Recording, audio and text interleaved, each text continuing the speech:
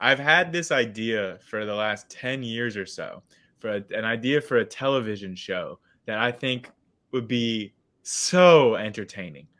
And the idea is as the season goes on, right? You start with a certain number, like 25 contestants or something, and they're all flat earthers.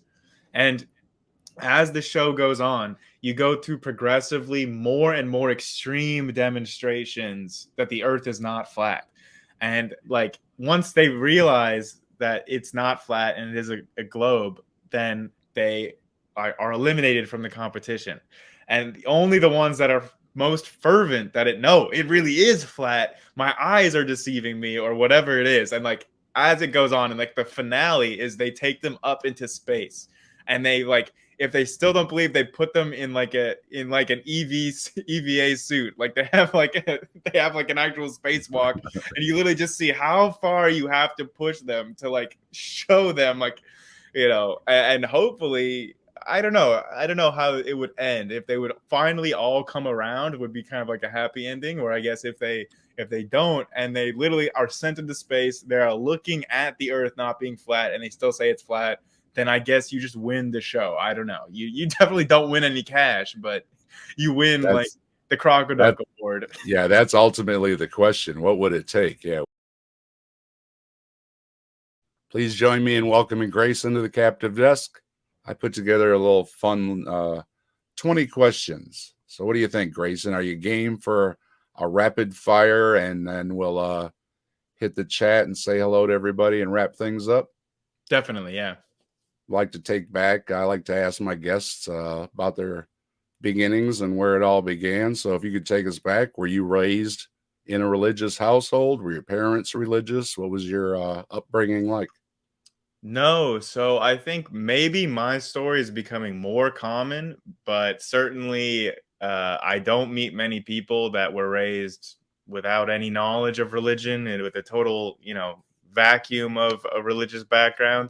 I really wasn't introduced to, I kind of had some idea of church, but it wasn't until maybe like fifth grade in elementary school that I really understood a bit more about what religion was. So, which is kind of surprising because I was raised in Texas, kind of right there in the Bible Belt. So the fact Yeah. that I was kind of in a bubble of ignorance about people's religions for so long in that area of the country is kind of well, I won't use the word miracle, but you know what I mean.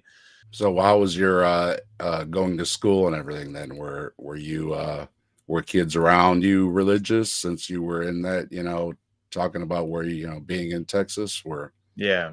So definitely. So I went to public school, and actually in fifth grade, the entire school went on a field trip to. Um, it is normally a Christian Bible summer camp during the summers, but during the school years, sometimes the schools will go and they kind of you go through the whole summer camp experience, but without all of the Christian elements to it. And I had the time of my life with that. I didn't know what was going on. I saw little certain, uh, religious artifacts at the camp, but I didn't know what they were. So I was begging my parents, "Oh, can I please go back to this summer camp for the summer?" And they're like, "This is like a Christian Bible. We don't even have a Bible to send with you." So I had to go buy a Bible and to get ready and go to camp, and went to camp and everything. And then, man, I really learned. And that was like an hour of a Bible study every day. That was the first time I ever read the Bible. It was fifth grade summer camp. And I had so many questions. I was asking, like, these people were looking at me like, how does this kid really not know any of these questions? Because I really didn't know anything. And so I asked a bunch of questions, and I had fun at summer camp, but I thought the whole thing was really silly. It's not like I was like, oh wow, all this stuff. I kind of just put on a good face, and I think maybe the counselors at the camp could tell that this fifth grader didn't really believe any of this crap. But it wasn't until actually next fall where I learned what the word atheist was for the first time. And that was when another kid in my class went up to me in the hallway between classes, and she like shoved me up against a wall and was like, I know what you are. You're an atheist, aren't you? And Oh no. I was like, a what? Like, I had no idea what that was. And he said, it means that you believe in science instead of God. And that's what he Mm. told me it meant. And so I was like, oh, then yeah, I am one of those. And then he tried to punch me in the face. So that was my introduction to these concepts. You really, really love science. So, Mhm. was it school that sparked your interest, or was it a hobby, or what got you so interested in being so well? I mean, not just a passing thing, but obviously you've read a lot and you're well versed and everything. And Yeah, thank you. I would actually I'm not the biggest fan of school. I think I mean I have my degree and everything, but honestly, I feel like the amount that I learn has been greatly increased after school. I feel like after I don't have to focus on, assignments and deadlines, and I can actually just, you know, follow my interests. I think it's mostly just the fact that just overall, I'd say that most of my learning is just fueled by my curiosity and my interests, really. I mean, I love learning new stuff. It's like one of my favorite hobbies. well, you mentioned your degree. What is your degree in? So I have a degree in biochemistry. Okay. Yeah. And then I did, when I was getting my degree, I worked in a few labs and took a few graduate courses in like neuroscience. And then I worked in a structural biology lab. So kind of all over the board. I also had minors in like film and in business. So like literally all over the board, just following what was interesting to me. I mean, I took a lot of genetics courses because super interested in genetics. At one point in time, I wanted to go into genetic engineering for fruit, actually. Um, so yeah, I've always had a broad spectrum of interests, and yeah, the fruit thing with the bioengineering of fruit. In high school, I wanted to bioengineer new varieties of fruit.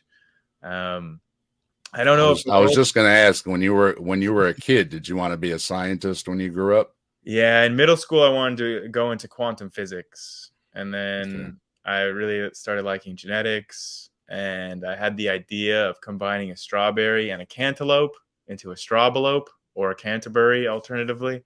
And then, yeah, so I started doing some deep dive into figuring out how that was possible. I generated some theories of my own. I was like one of the first people in the U.S. to order this specific kind of berry from Tanzania. Like I was like literally like when I first found out about this berry, I wanted it for an experiment, and like you couldn't get your hands on it. It was not commercially available. So I like had a Google alert set up, and as soon as it became commercially available on the internet, like I got the alert, I put in the first order, and it took months for them to get that berry to me. But I got it. I grew it in my university greenhouse. Hmm. I you know think I had an idea about how to isolate the gene involved in the coloration in the microtubules, and yeah, and couldn't get any staff sponsorship though. Nobody wanted to support my fruit experiments, so Oh, nobody would let me use their lab, unfortunately. But maybe the world's just not ready for the strawberry. But but I hear all the time the government's just wasting money handing it out to people that want to make things like this. yeah, I It's mean, not that easy to get money, huh? well, I don't know, for maybe for a college kid, but nobody would really listen to me at the time. But you know, maybe one day we'll see. I still think that for everyone listening at home, you should really try cantaloupe and strawberry in the same bite and mix them together in your mouth. The flavors combine in a way that will surprise you. It doesn't taste like strawberry and cantaloupe. It's like the gestalt is greater than the sum of its parts. It'll surprise you. Just try it. Trust me. I know I've had them together all in the same bowl in a fruit salad, but I've had other things in it with it too. But Yeah. next time I'll pay attention to put just those two in a bite, and we'll Yeah, see. put them in the same bite and like mix them together. Try to taste them both at the same time. I'm telling you, like whatever flavor that was, that's what I was trying to isolate because like that flavor would be my favorite fruit. All right, I put together a few questions just for fun. and learn a little bit more about Grayson. So here we go. Number one, do you speak more than one language? No, I actually I sorry, this is not exactly rapid fire, but Go ahead. I find that I can really easily learn new information when it comes to like semantic information, or like I can learn like new math formulas or science facts or concepts or history facts really easily. And I can retain them. But when it comes to learning a foreign language, it is like in one ear, out the other. Like it is just not. It is. I do not have. I actually have to really work at it to try to learn a foreign language in a way that I don't have to put as much effort into learning just like science or math or history. So um, it doesn't come naturally to me. I took French in high school and I took Japanese in college, and you know, barely remember much of any of it. So definitely no, just fluent in one language. But I think I'm pretty I think I can use English rather well. I wrote an entire novel actually in college, so I love writing. Um, Poetry, prose, nonfiction, writing of any kind, science communication. I really do love writing, but strictly in English. Okay, so just English. Yep. You didn't pick up Spanish phrases being in Texas, or just You know weren't in what? the I was area, born and or raised in Texas, and then I lived in San Diego for a number of years, literally 20 minutes away from the border. I have, dated Mexican women. I've spent a lot of time in Mexico. I'm so bad at picking up like language. I mean, no habla? I spent an entire month in Colombia recently, and like still like I'm just getting by on Google Translate. Like I am like such a gringo. Like it's pretty bad. I'm I not. mean, I do not have. I'm not a polyglot by any stretch of the imagination. I do not have a head for languages. mi nombre is David. That's it. That's all I know. Yeah. All right, number two. What is your favorite type of music? Ooh. I'm a thorough believer that having a broad musical taste is a sign of having an open mind. Um, and That's me. to that notion, I definitely I listen to a huge How variety about of music. how about a go-to when you just need that So my end of the favorite day, band, that end of the day go-to?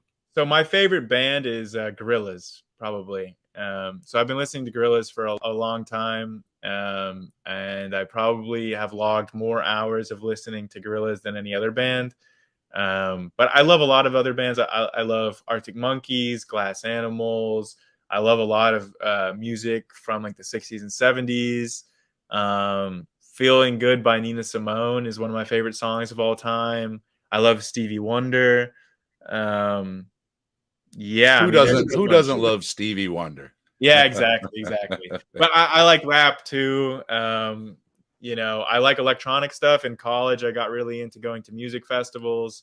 Like I've been to Burning Man a few times. Oh, cool. I like electronic music too. So um, really, there's not a lot of music that I really dislike. Besides, my dad is like the biggest country, like bluegrass fan in the world, and it's like reverse psychology, man. I hear that stuff, I'm like, turn that off. Like I can appreciate the musicality, the skill involved, but like as soon as I hear a singing with like that twang, like I just can't do it. So country music is where I draw the line.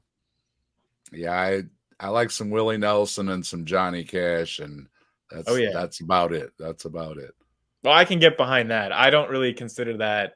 I mean, yeah, it's a little Well, bit different. Willie's like a national hero too. I mean, Yeah. he stood up against the man for how many years, getting Yeah, busted for this a machine joint kills left and fascists. right. So, oh, I just saw. Speaking of Willie, I just saw the restoration of Willie's guitar. Have you ever Wow. seen it up close? No. It's worn through. Hmm. you can almost put your fist through, and I'm not talking about the hole for the acoustics. Where he strums, he has worn it through. Wow. And they go back from the inside and they put little backing and a little bit of Oh yeah. glue and everything, keep reinforcing it because he doesn't want it fixed. He wants it, just, and yeah, he has worn through that guitar. That's how much he's played that guitar. It's amazing. That's impressive. All right, number 3. Would you rather travel to the past or to the future? The future, definitely. Number 4. Do you have any pets? Yeah, I have 2 dogs. Like kind of small terriers, but they're really old now. Like one of them is deaf. They're like 2 little adorable old guys. Are you And then left-handed? actually, growing up, I had a whole lot of different pets. But the weirdest one was probably my dad was a falconer. So growing up, we always had a hawk. Like Neat. yeah, we would have like a little area for it, like a big enclosure in the backyard, and we would go hunting with it on the weekends, like flush out the rabbits, have the hawk come. So that my middle name is Hawk. Oh, okay. So it's Grayson Hawk is my middle Okay. name. So definitely my dad is super into falcons. And yeah, so having those as a pet growing up was pretty unique and interesting. Like he would pick me up from school with the hawk on his arm. So definitely an animal lover then. Oh yeah, definitely. I mean, I'd say like most of my time growing up, I probably spent like in the creek, like near my house, like catching snakes and toads and lizards. And, I would bring them home and keep them as a pet until they escaped. So I brought a lot of critters home, but my mom's rule was no snakes. yeah, she couldn't go there. They just gave her the weebie-jeebies. So I had no snakes. snakes. I had plenty of snakes that I would. I had a lot of other things, but yeah, Yeah. I couldn't have a snake. Yeah. Are you left-handed, right-handed, or both? I'm right-handed. French fries or chips? Actually, this is a hard one for me because I was raised on a really weird diet. My dad was like one of like the very early pioneers for like the paleo movement back in the 90s. So he like wrote a diet book and everything. And so growing up, I never had any like sugar, carbohydrates, grains, beans, milk, sugar, like none of that stuff. So I never really developed much of. I'm learning a lot about that stuff because my son's got type 1, so we've been learning a lot about diet. Yeah. Yeah. So really, I mean, growing up, it was like meats and vegetables and fruits and nuts and berries and stuff. Like I wasn't having a lot of bread or sugar or potato chips. Like I didn't even have mac and cheese for the first time until college. So, it's not like I'd never really eat chips. So, I guess I would pick French fries, but I don't really eat French fries that much either. So I really don't eat a lot of carbs. Okay. Fair enough. Let's see. French, number 7. Last book you read? Ooh, the last book that I read. Well, the way that I read books is like I kind of am like split brain. So I'm like reading like 5 books at a time. Me too. And I told the wife the wife made me promise I wouldn't get any more because I got to finish reading the ones I still got bookmarks in. Yeah. So I've been going through a Murakami kick. So I've been reading a lot of Murakami's books. So he's like a Japanese like fiction author that I've really been liking his authorial style. So I was reading like I just finished the Wind Up Girl Chronicle, which is very, very good. So I would recommend Murakami's works. So I like reading a lot of fiction. Usually if I'm going to read nonfiction, it's not really like in a book format. Like I'll typically, search for things to read online to like gain knowledge. If I'm going to read like a novel format, I would rather it be like fiction, and I would rather, you know, the I'm very, very particular with what I read because I have to, because I do love writing so much and I love the written word. If I, even if I really like the story, if I don't like the writing, then I cannot read it. And if I, even if I don't like the story, if I really like the writing, then I will like love reading the book.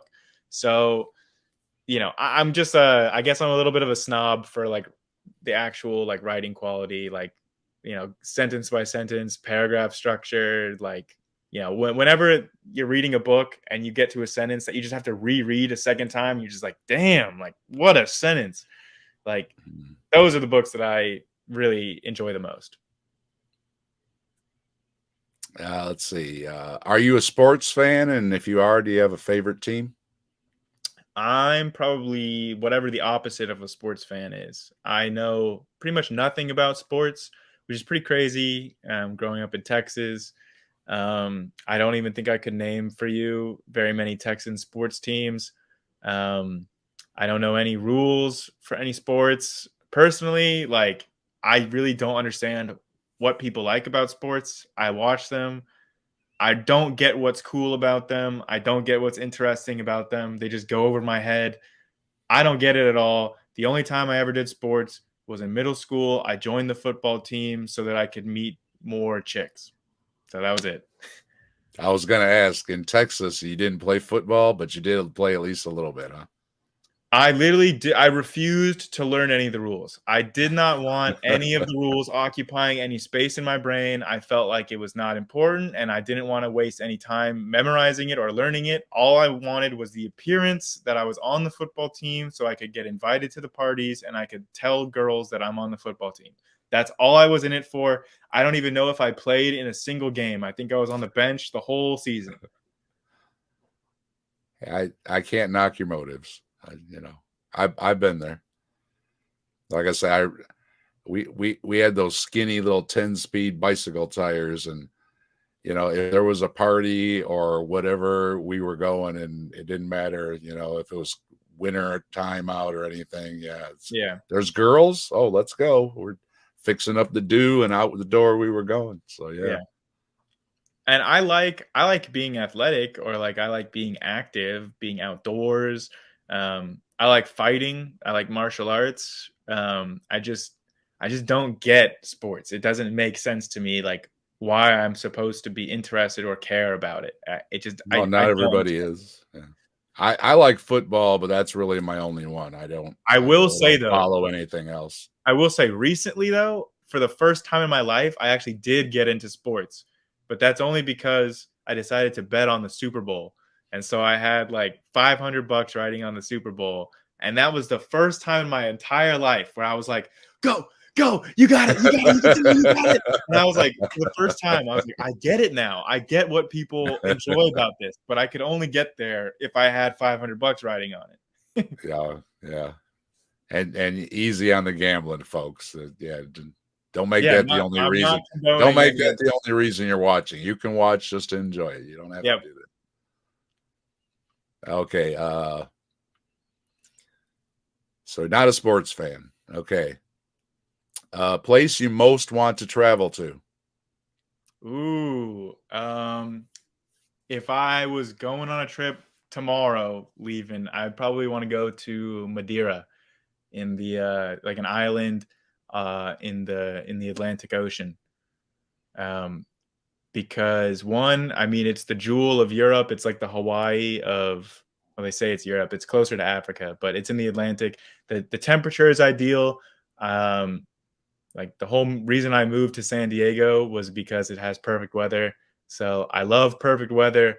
I think seasons, people love seasons. That's fine. Have your seasons.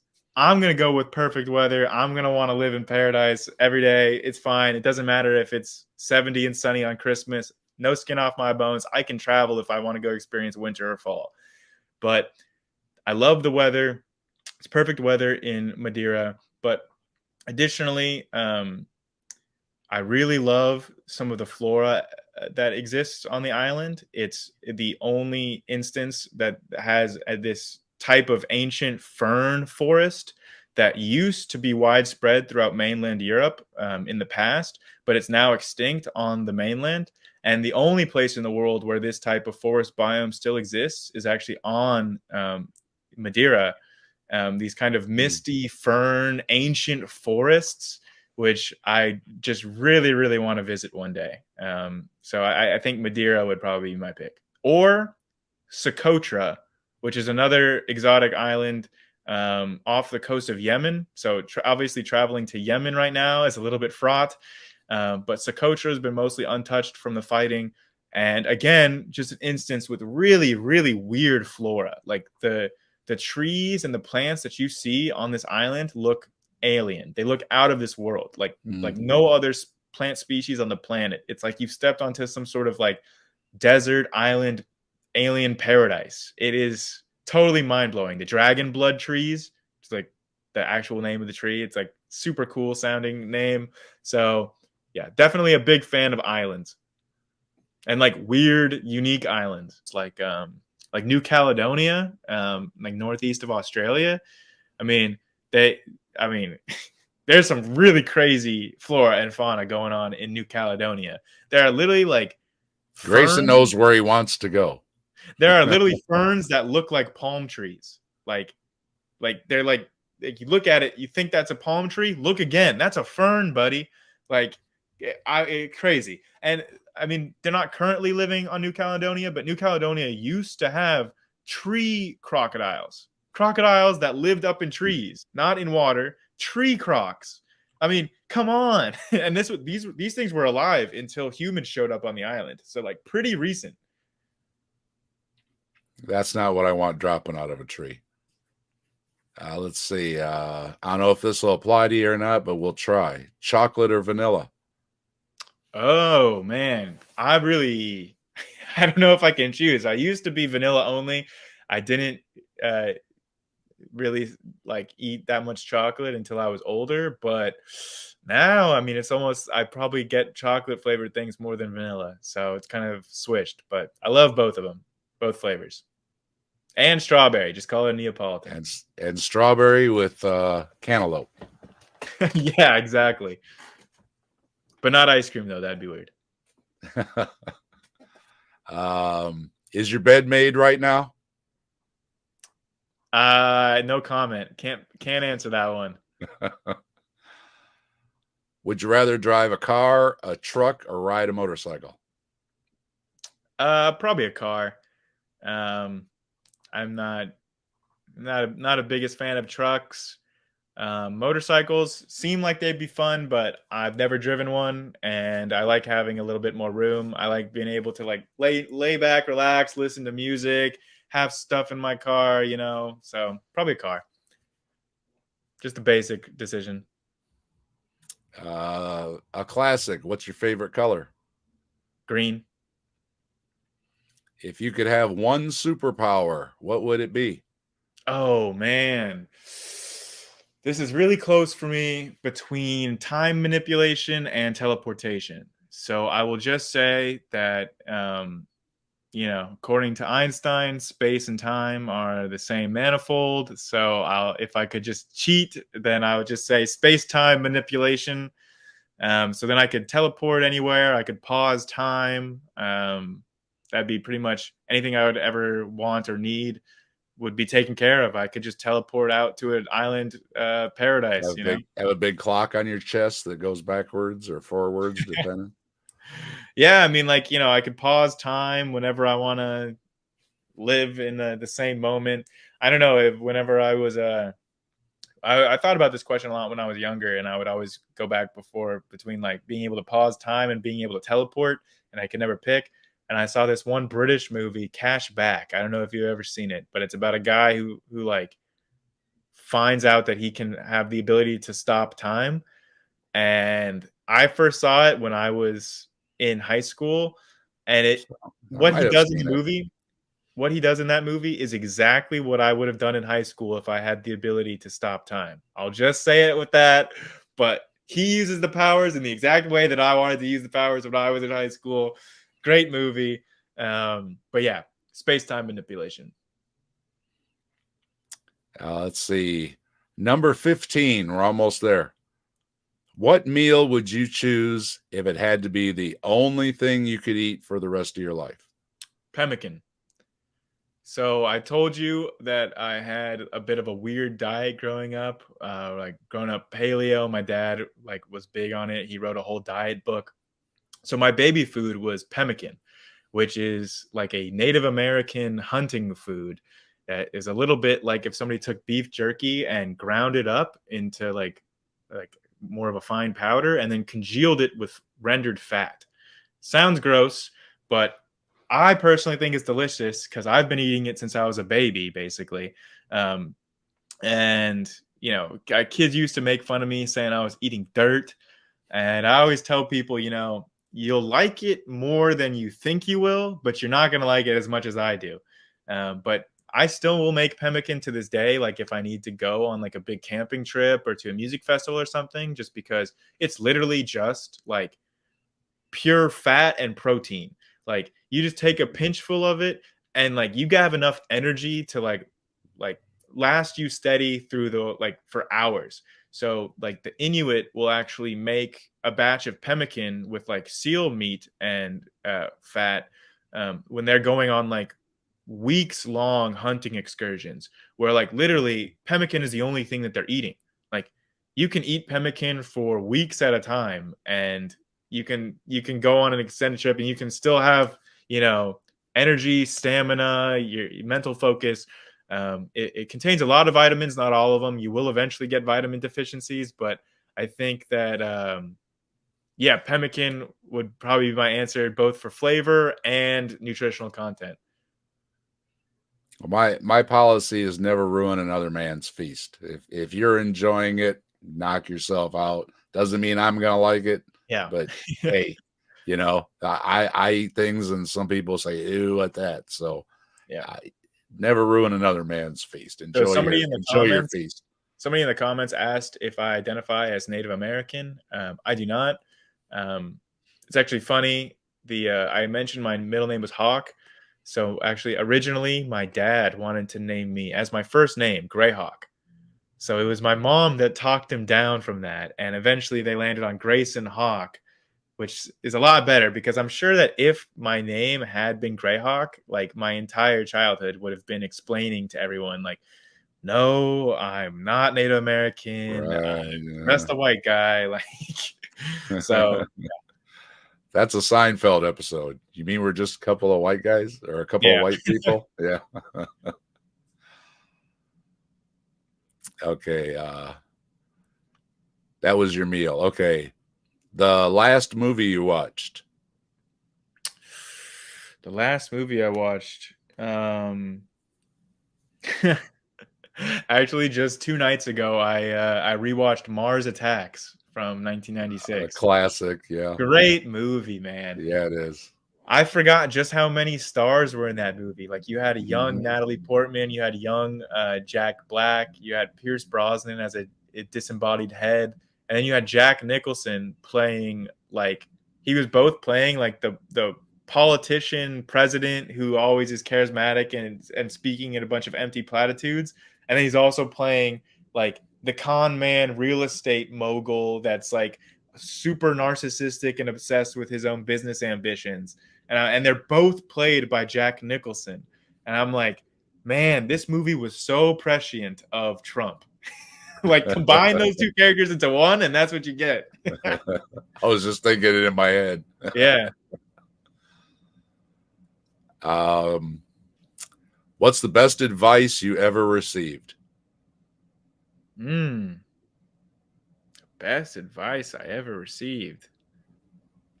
I honestly, I don't know if I have a good answer for that right off the top of my head. I'd have to like really think about that. Yeah, I can't really summarize anything into like a quick little pithy blurb of advice. All right, we're almost to the end. Number 19 or number 18. What would be your dream job? So growing up, I always said that my top 3 ideal jobs were pirate, International Man of Mystery, and Indiana Jones. Those So are those. I like those. yeah, although I would also probably say like somebody like a science communicator, like a Bill Nye kind of figure, would also be kind of ideal for me. I think I would really love that. So being able to, yeah, be a science communicator with an audience, I would love that. Or yeah, being able to run my own school, like a K through 12 school, where I could kind of design and oversee my own curriculum, would also be a dream come true. Let's wrap things up with the usual. Let us know what you got upcoming, debates, what's going on with your channel, anything to plug. Fire away. Yeah, so we already talked about some of my upcoming debates, like my debate with Kent Hovind coming up. I think that might have actually moved to the 28th, but it's at the end of April. May 4th is that debate with T Rock and McQueen on the fossil record ordering and the plankton question. I've got a debate coming up with a guy named Sea Science, a creationist. It's going to be his first debate. He wants to debate about actually what he calls the Sasquatch like Australopithecus. So he wants to do a whole Looking debate. forward to it. Yeah, he Looking wants to do a forward. whole debate on Australopithecus, which I'm very, very excited about. And then, yeah, so I've got a few of my own based theories, as I call them. Just like the videos that are just about a random topic. They're not debate videos. So those are the videos I'm actually kind of like the most proud of. And I've got a few of those coming up. Got one. It makes you feel good when you do a video, doesn't it? You get all your stuff put together, and then you're like, it makes you feel good. Yeah, definitely. So I've got two coming up on that. So I actually I let the audience pick the topic. Like I'll give kind of like 5 options in a poll, and then I kind of let the audience see which one is the most interesting to them, because I find that really rewarding and really interesting to see what they're interested in. So that's a good idea. So they've picked the next 2 topics. So the next based theory that's going to be coming out is about the holographic principle, and whether or not the universe as a whole is a hologram. And we'll be talking about black holes in that too. So kind of a physics, kind of existential topic. And then the one after that is going to be highlighting different mammals and mammalia forms in the Mesozoic, so during the age of the dinosaurs, and just going to be talking about some of the really like weird and dead-end mammal-like creatures that we were seeing back in the age of the dinosaurs. Because a lot of people have this conception that the only mammals that were alive back then were like tiny little rodent things that were hiding in burrows, trying not to get eaten by dinosaurs. But in the last few years, especially with like fossil sites in like China and Madagascar, we've actually begun to get a much broader picture and seeing that, hey, actually 2 out of the 3 mammal radiations in the history of mammals was during the time of the dinosaurs. And there were actually a lot of diverse different types of mammals. And some of them like got to pretty decent sizes back during the time of the dinosaurs. So I'm going to go through like, a few of the weirdest, most notable little mammalian form freaks from back during the dinosaur era. So I'm really looking forward to both of those. Appreciate everybody for being here. Lots of fans, Grayson. So you're well loved, and make sure everybody checks out Grayson when he's doing his debates, and show him love in the chat and everything and support. And I think that's about it. Chris, again, like Chris Moore, thanks. All right. Yeah, I think that's good. Cool. Well, thanks very much for having me. Hey, thanks, Grayson. It was a great conversation. Yeah, this was a lot of fun. You can find the link to Grayson's channel in the description, Base Theory. Go like and subscribe, show him some love. He does a great job debating. He's got great content. Help him grow, okay?